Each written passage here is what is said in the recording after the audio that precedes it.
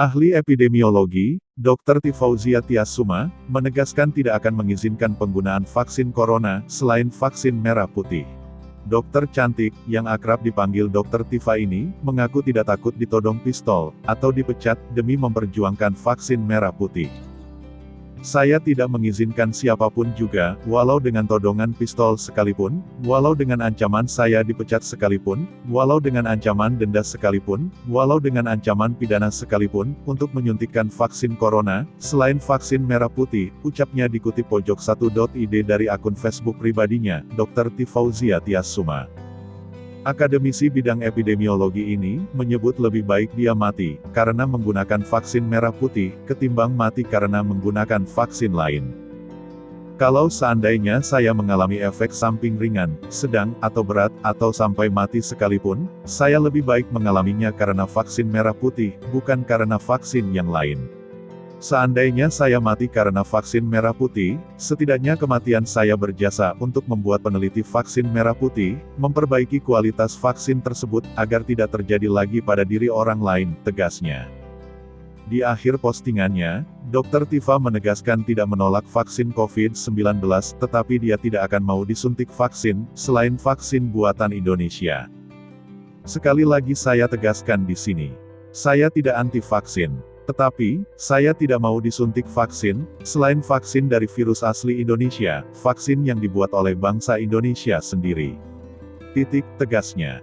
Dr. Tifa yang dihubungi pojok1.id melalui pesan WA, Selasa tanggal 11 Januari tahun 2021, mengizinkan untuk mengutip postingannya tersebut.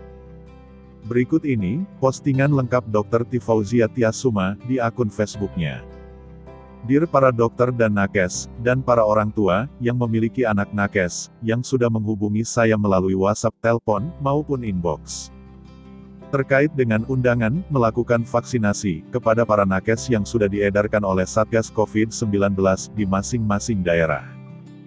Pertanyaan yang disampaikan rata-rata seragam, mengerucut kepada 3 pertanyaan sebagai berikut. 1. Dr. Tifa, saya Dr. XXX di wilayah YYY, sudah mendapat undangan untuk menjalankan vaksin.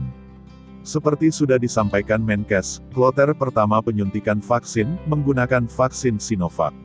Bagaimana cara menolaknya, Dok? Saya gak mau disuntik vaksin kualitas rendah, dari Cina lagi. Mohon advice, Dok. 2.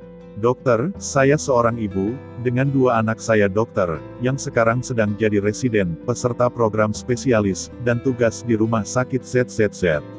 Kedua anak saya sudah dapat panggilan, untuk suntik vaksin, Dok. Terus terang, saya tidak ikhlas anak saya mendapat vaksin Sinovac.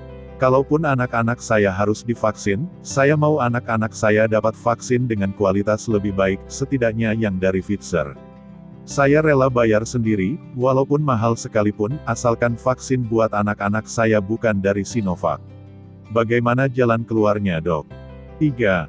Dokter, saya perawat di kota AAA, sudah dapat notifikasi untuk divaksin. Bisa nggak sih Dok menghindari divaksin? Apa saya pura-pura suntik saja, dengan teman-teman sesama nakes, tapi vaksinnya saya buang saja? Nanti, kalau vaksin Indonesia sudah jadi, vaksin merah putih, kami baru mau disuntik vaksin betulan. Pertanyaan-pertanyaan seperti di atas, jumlahnya ribuan. Bayangkan saja, apa tidak pecah kepala saya, harus melayani ribuan pertanyaan seperti ini, yang saya yakin Dr. Tedros Adhanom Ghebreyesus, Dirjen WHO saja, pasti tidak bisa jawab dengan mudah. Saya jawab, dengan jawaban tegas, untuk diri sendiri. Saya tidak mengizinkan siapapun juga, walau dengan todongan pistol sekalipun, walau dengan ancaman saya dipecat sekalipun, walau dengan ancaman denda sekalipun, walau dengan ancaman pidana sekalipun, untuk menyuntikkan vaksin corona, selain vaksin merah putih. Kalau seandainya saya mengalami efek samping ringan, sedang, atau berat, atau sampai mati sekalipun, saya lebih baik mengalaminya karena vaksin merah putih, bukan karena vaksin yang lain. Seandainya saya mati karena vaksin merah putih, setidaknya kematian saya berjasa untuk membuat peneliti vaksin merah putih, memperbaiki kualitas vaksin tersebut, agar tidak terjadi lagi pada diri orang lain. Tentu saja sebelum saya disuntik dengan vaksin merah putih, saya akan mempersiapkan segala sesuatunya, sehingga ketika penyuntikan itu terjadi, maka pencegahan terjadinya adverse effect, sampai pada shock anafilaksi, yang berpotensi menyebabkan kematian, bisa terhindarkan. Semoga Allah melindungi, menjaga, dan memberikan kesempatan usia panjang bagi saya, sehingga saya masih memiliki banyak waktu untuk berdharma bakti bagi umat manusia, bangsa, dan negara. Karena itu, saya akan menunggu dengan sabar, dengan protokol super ketat, dengan kehati-hatian tingkat tinggi, sampai vaksin merah putih jadi, dan siap diedarkan, dan siap digunakan. Tidak ada satupun negara di kolong bumi ini, boleh melakukan program penyuntikan vaksinasi, dalam situasi emergensi sekalipun, dengan ancaman kepada rakyatnya.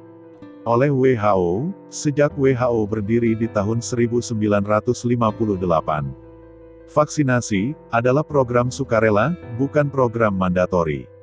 Tugas pemerintah untuk menyediakan vaksin terbaik, memberikan edukasi terbaik, memberikan pemahaman terbaik. Bukan memberikan ancaman dan hukuman kepada rakyatnya. Kalau ada satu rakyat yang cedera karena vaksin, yang meninggal karena vaksin, saya mau tanya kepada Presiden, kepada Menteri Kesehatan. Tanggung jawab apa yang bisa Anda berikan kepada penerima vaksin? Sekali lagi saya tegaskan di sini. Saya tidak anti vaksin. Tetapi saya tidak mau disuntik vaksin, selain vaksin dari virus asli Indonesia, vaksin yang dibuat oleh bangsa Indonesia sendiri.